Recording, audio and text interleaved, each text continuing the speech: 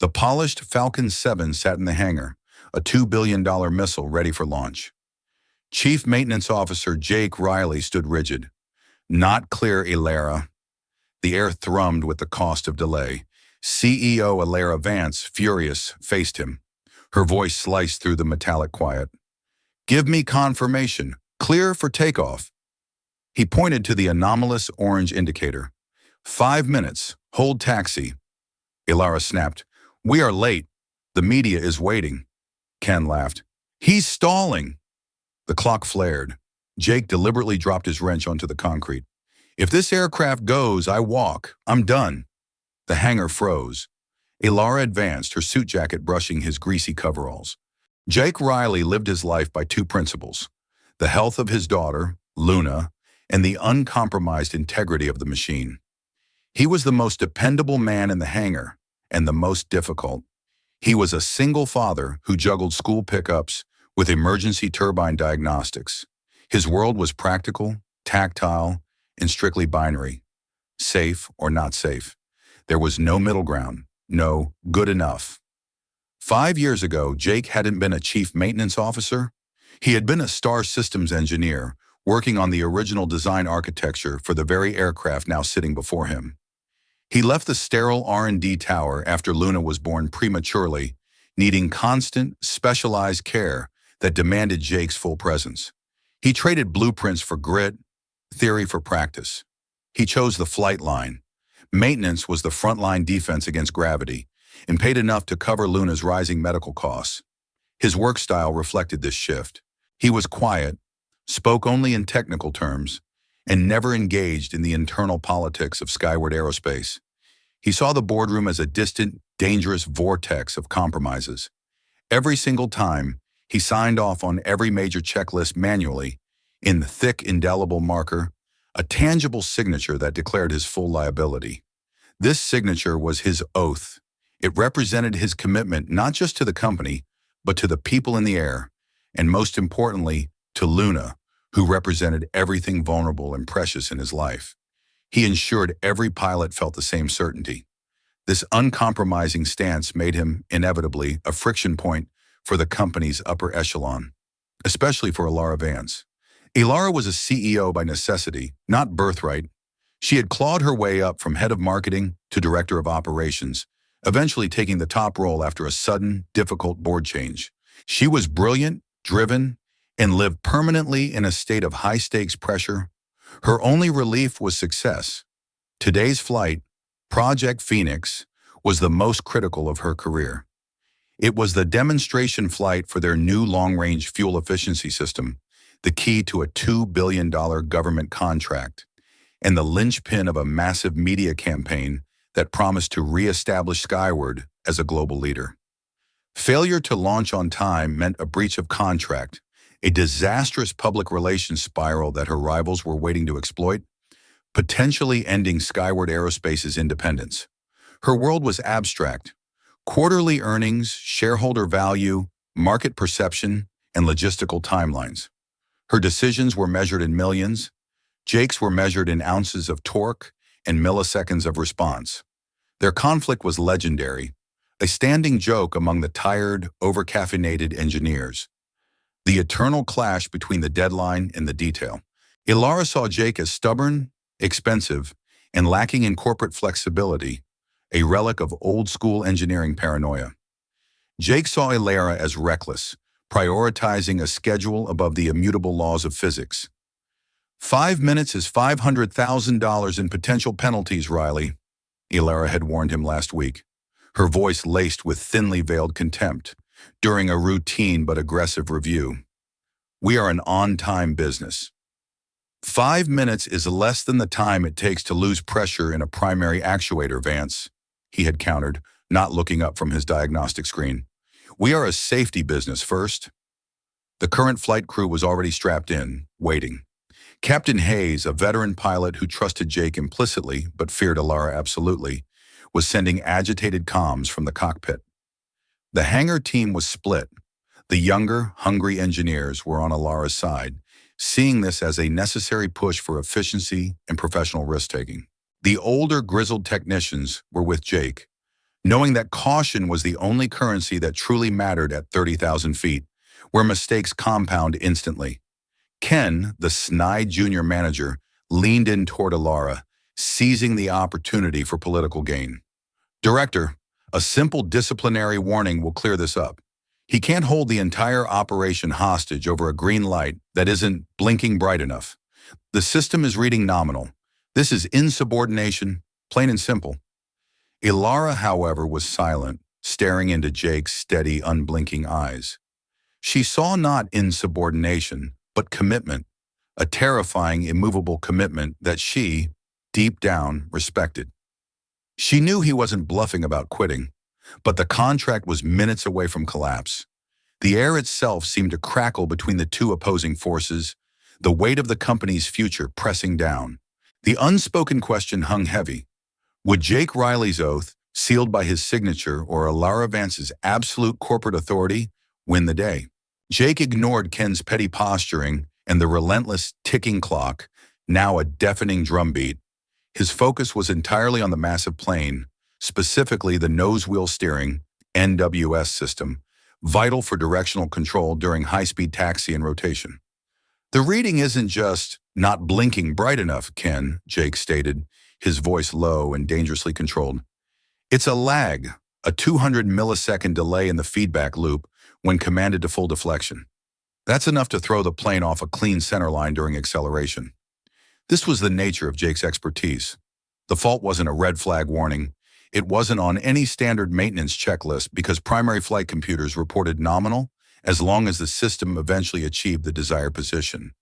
The computer logic, designed to compensate for minor variances, was effectively masking the underlying physical problem, hiding the insidious stutter. Jake walked swiftly to the main landing gear assembly, moving with a mechanic's grace. He pointed to a small, almost invisible bead of hydraulic fluid residue near a control junction. The residue was too minor to trigger a leak sensor. The lag is the symptom. This, he tapped the residue with a clean, gloved finger, is the cause. I believe there is a slight deformation, a microscopic blockage in the primary pressure-regulating microvalve. He looked up at Alara, whose face was pale but etched with corporate determination. I need to open the bypass module and check the valve tolerance. That's 5 minutes of active work, plus a final pressure check. Total 10 minutes. Maximum. Ilara shook her head sharply. She felt the eyes of the entire team, and worse, the eye of the waiting media camera crews burning into her. Unacceptable.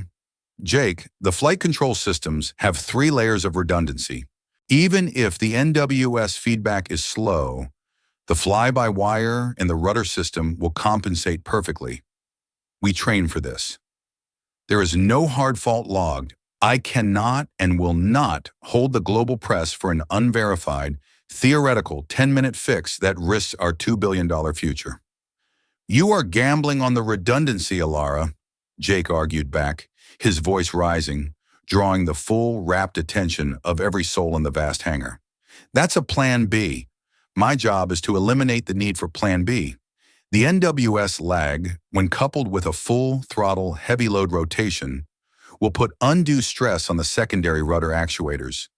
They are not designed to take that rotational torque alone. We have a tailwind today. That rotation is already going to be aggressive. If the nose gear stutters, the rudder will overcorrect, creating a critical single point of failure during the most sensitive phase of flight, rotation and liftoff. It's a cascading failure risk due to thermal expansion on a nickel alloy valve body. It will bind under max pressure. The crew, having gathered around, shifted uncomfortably. They knew Jake spoke the truth about the physics. Ilara was used to winning with data in the bottom line, but Jake was using superior data. Data that went beyond the visible green check marks and into the core engineering of the machine. You're inventing danger, Riley, Ilara snapped, her composure cracking under the immense crushing pressure. She lashed out with the one thing she knew could wound him professionally. This is a maneuver designed to pressure me. Is this about the promotion you didn't get last quarter? Is this a bid for greater power? The personal jab was a low blow. Jake took a slow, deep breath, reining in the instinct to retaliate, thinking of Luna, who needed him whole and alive. His principles were not negotiable. This is about 400 people who rely on this company and the thousands of passengers who rely on its commitment to safety, Jake countered, not letting the anger show, only the resolve. The plane leaves with my signature, or it does not leave at all, and I will not sign off on a latent defect that I know exists. In the cockpit, Captain Hayes's voice crackled over the intercom, directed at Alara. Director Vance, Flight Path Control advises our window is critical. If we miss the next 60 seconds, we face a mandatory 4-hour delay due to ATC realignment. What is your call? We need a decision, ma'am. Alara looked from the digital clock, now showing less than 90 seconds to scheduled taxi, to Jake. He held her gaze, offering no compromise, his face expressionless but utterly resolute, his commitment an impenetrable shield. Ken hissed to Alara from the side. Fire him! Now! Assign a temporary chief, and sign the waiver yourself. You have executive authority. Lara's mind raced. She had the executive authority to override him, sign the technical waiver, cite the nominal sensor readings, and order the pilot to move. It would save the contract and eliminate her rival, but it would be a fundamental, fatal betrayal of every safety protocol she had ever vowed to uphold. She knew, with cold certainty, that if she signed it, Jake, the only man who truly understood the hardware, would be gone forever. He had offered his resignation, effective immediately. Alara's jaw tightened, the battle raging internally. The decision wasn't just about the plane, it was about the moral architecture of skyward aerospace. The atmosphere in the hangar was unbearable, a silent tribunal where a massive contract and the fate of a flight were balanced on a microscopic nickel valve and the immovable resolve of a single father. The final seconds bled away, pushing them closer to the point of no return. The clock ticked down to T-1 minute 45 seconds. Alara made her decision, a gamble based on Jake's history of being right, not on Ken's advice. She raised a decisive hand, silencing the urgent radio call from the cockpit. Enough! Her voice was quiet, but it commanded absolute attention, ringing clearly through the tense hangar. She faced Jake. The tension was so thick it felt physical. Riley, she began, you have presented a theoretical failure point, not a catastrophic one. I have a $2 billion contract and the reputation of this company on the line.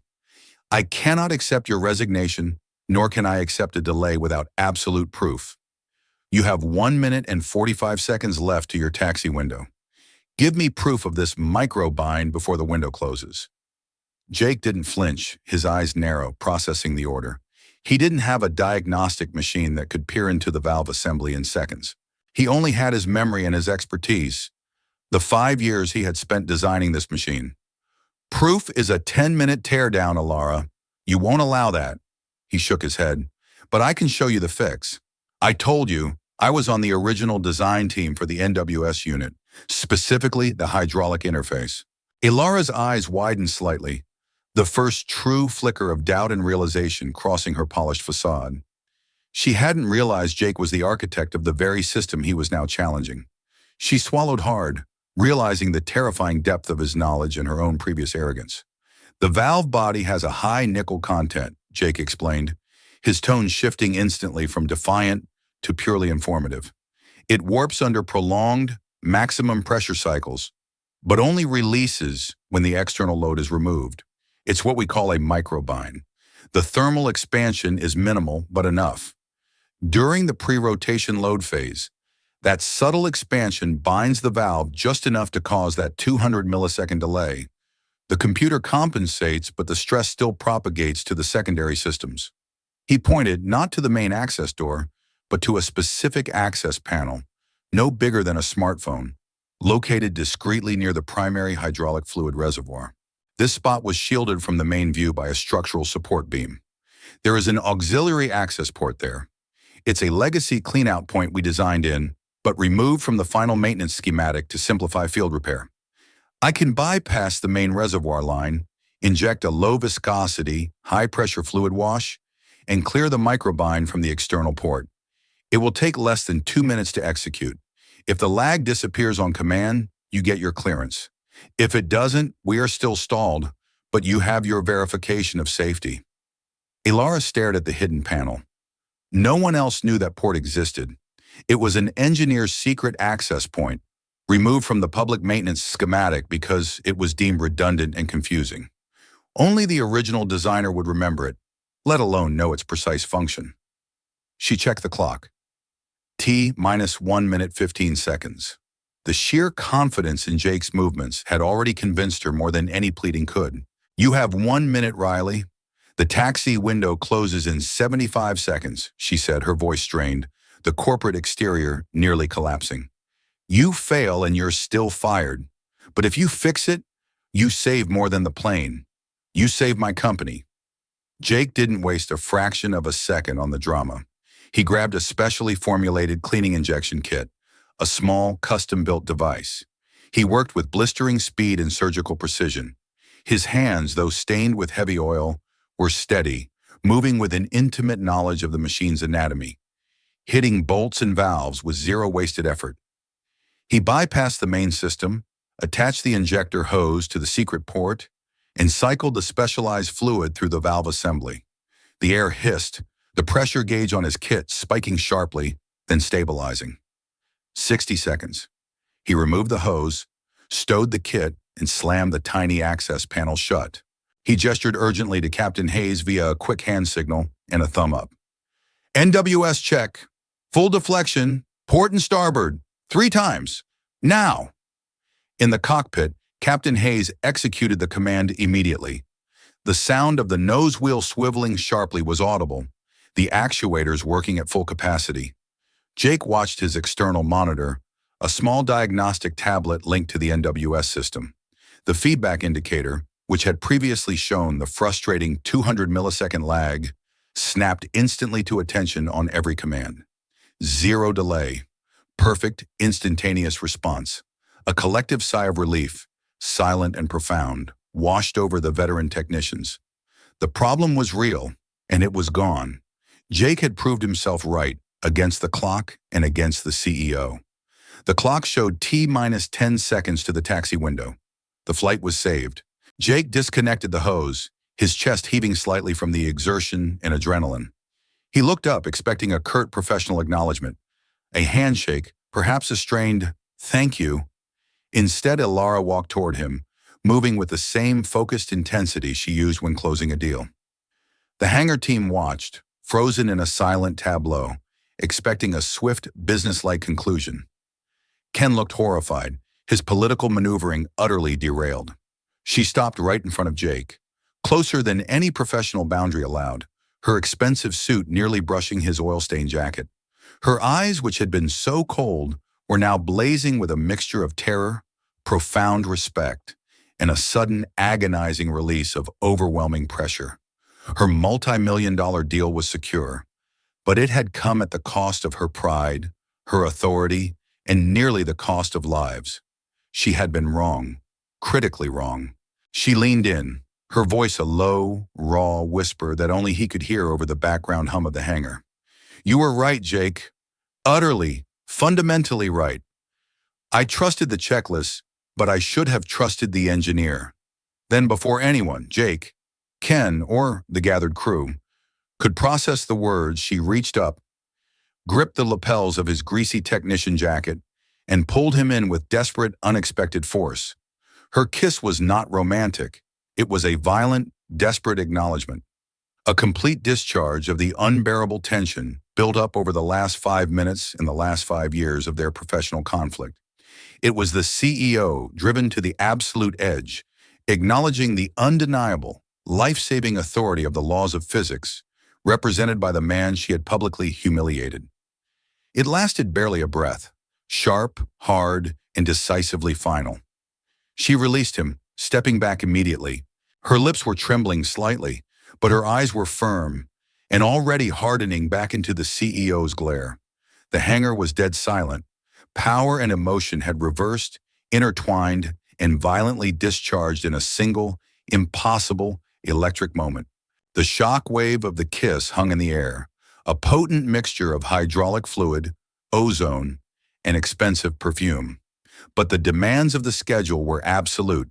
Jake stood stunned for a fraction of a second, his eyes locked on Alara's retreating figure. He compartmentalized the emotional complexity, wiped his hand clean on a rag, and turned back to the aircraft, his movements resuming their mechanical precision. In the ensuing silence, the work resumed. The technicians, momentarily paralyzed, snapped back into action, their wide eyes professionally averted, focusing intensely on their tools and monitors. They quickly replaced the access panel and checked the fluid levels, moving with a silent, frantic energy. They acted as if the kiss had never happened, as if it was a ghost of collective, high-adrenaline imagination. Ilara, having regained her corporate posture instantly, marched to the hangar microphone. Her voice was strong, though slightly rough, her breathing still visibly shallow. "Captain Hayes, you are clear for taxi. Final confirmation pending ground checks. Execute." She then addressed the hangar staff with zero ambiguity. "Attention, team. Effective immediately, I am issuing a fleet-wide technical bulletin. The procedure for NWS verification is to be updated. Chief Riley's diagnostic concerning the microvalve integrity is now a mandatory pre-flight check on all Falcon 7 models utilizing the auxiliary access port. This process is to be integrated into our Level 1 protocols within 48 hours, overriding all previous simplified procedures." She paused, facing the men and women who had witnessed her total loss of control and her subsequent necessary concession. Her gaze swept over the team, landing briefly, meaningfully, on Ken, who visibly shrank. "I apologize to Chief Riley and to this team for dismissing a legitimate safety warning and for allowing pressure to override proven engineering expertise. That mistake will not be repeated at Skyward Aerospace. Our culture is and will remain safety first." The apology was public, immediate, and shattering in its professional impact. It was a total restructuring of the power dynamic. Jake, having completed his final visual check, simply nodded toward her. He offered no words of triumph, no dramatic reply to her confession or the physical action that preceded it. He took his thick marker and, with an utterly steady hand, completed the final line on the log. "Riley, NWS microvalve integrity checked. Clear for takeoff." His signature was his final, silent word. He then retrieved his wrench and stepped away, allowing the tug to pull the massive aircraft out onto the runway. The flight, having only been delayed by 6 crucial minutes, the difference between a disaster and success, proceeded to the taxi line. The media reported a minor, unforeseen delay, followed by a smooth, triumphant takeoff, praising the company's new system. They saw the result, the SABE contract. They had no idea about the 5 minutes of existential crisis, the engineer's veto, or the intimate acknowledgement that had occurred right before the plane rolled out. As the plane accelerated down the runway, a sleek white missile of success, Ilara watched from the hangar door. She didn't look at the plane, she looked at Jake. He was already cleaning his tools, his profile stoic, the grease on his jacket now bearing the symbolic mark of her desperation. Their relationship had been redefined in that instant. It was no longer a conflict of opposing goals, but a foundation of absolute, undeniable professional respect, cemented by an emotional boundary that had been crossed and immediately, silently, agreed never to be mentioned again. Ilara now knew the price of Jake's signature, and she knew that the continued viability of her fleet, in her career, depended entirely on it. She walked away, her steps firm, leaving Jake in the relative quiet of his domain. The flight was safe. The work was not finished.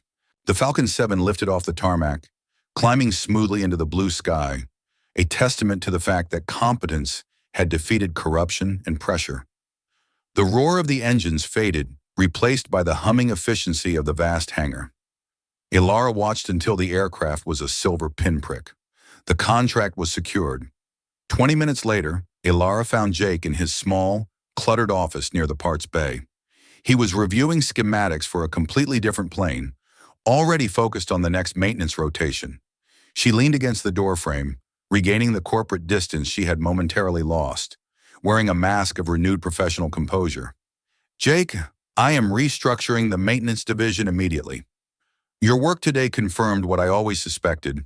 Your technical depth is wasted in the field operations chief role. I want you back in R&D, Director of Flight Safety and Compliance. You report directly to me. A massive pay bump, stock options, and a place on the executive board. Jake slowly set down his pencil, pausing to consider the offer. He appreciated the faith. It meant a clean, consistent schedule, significantly better pay, and more time for Luna without the stress of emergency late-night calls. It was the sensible choice for the single dad. I appreciate the faith, Alara, he replied simply, without arrogance or humility. But I decline the title. Alara didn't look surprised. She almost looked relieved. Why? You deserve it. You earned it today. My value is here, Alara. On the line, he explained, gesturing toward the hangar. My principles need to be tangible, not theoretical. I can't look at a digital report and feel the pressure tolerance on a microvalve. I need to be the last man who signs the checklist. I need to be the barrier. He pushed a paper across his desk toward her. It wasn't a formal refusal. It was a precisely worded single-page counter-proposal that Jake had already prepared, knowing the confrontation was inevitable. I will retain my title as Chief Maintenance Officer, he stated, but in return for the risk I took, I require a formal, written agreement from the board granting me absolute, non-negotiable veto power over any flight departure, regardless of flight status, scheduled departure time, or executive decision. If I say it's not safe, it doesn't fly. That's my board seat. Alara picked up the paper. It was a direct power grab, the most audacious proposal she had ever seen. Yet she understood it completely. He wasn't demanding money or status. He was demanding the inviolability of his oath. He wanted the power to prevent what almost happened today, forever. This veto power, institutionalized, would become the bedrock of Skyward's future safety record, directly protecting her from her own future ambition. She smiled, a rare, genuine expression of respect that softened her face and reached her eyes. Done, she said, folding the document and slipping it into her suit jacket pocket. I'll have the lawyers draft the charter amendment by close of business. The safest planes fly the longest, and that is what I will sell to the board. The kiss was not referenced. It was a secret kept between them and the few dozen shocked witnesses, an intense moment of shared professional trauma. But the gaze was different now. There was a current of charged understanding, a silent agreement of shared power and risk. Jake nodded, the transaction complete. He picked up his pencil and returned to his schematics. Still the single dad, still the grease-stained chief. But now his quiet, principle-driven voice was legislated into the highest level of authority within Skyward Aerospace. One public argument, one desperate kiss, and one saved flight had fundamentally changed the legacy of the company, embedding safety not merely as a procedure, but as an ultimate, non-negotiable power residing in the man who wore the grease-stained jacket. If you believe stories like this, where principles triumph over pressure, deserve to be told, leave a comment and subscribe to My Stories. We tell the stories that shouldn't be forgotten.